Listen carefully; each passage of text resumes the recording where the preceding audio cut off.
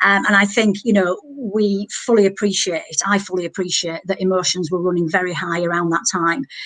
What I was pleased to see was that an investigation has taken place, and I am happy with the results of the investigation. From my perspective, I think it's perfectly possible to believe in freedom of speech, whilst it's also possible to be respectful of people's different views and beliefs. That's not what happened, though, is it? Because the teacher is sort of scared to return to work and is fearing for his life, according to reports. So there is a disconnect there. There is a real divide. So how would you bridge that divide? Is it bridgeable? Well, I think one of the priorities going forward is the well-being of the teacher, and I have made various inquiries as to his well-being, and I will continue to do so. And if I'm elected, I would certainly look to offer to meet with him to ensure that he and his family are safe and are doing okay.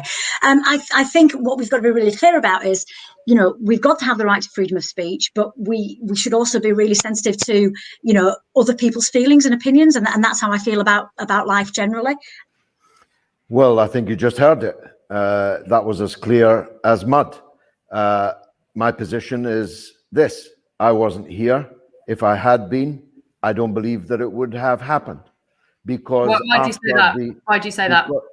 I was just about to say why. After the horrific events in Paris, I would have been into the schools to make sure that nothing like that would happen here. There are all sorts of restrictions on freedom of speech. There's libel laws, there's race acts, there's hate speech acts, and so on. There is no such thing as undiluted freedom of speech. And the children that are going to the school have parents.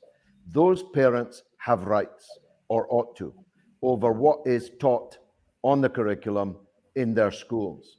There are many things that many parents here are very unhappy about, are being taught in school, and at the ages at which they're being taught, and the teaching materials that are being used to teach them, and their parental rights are being denied.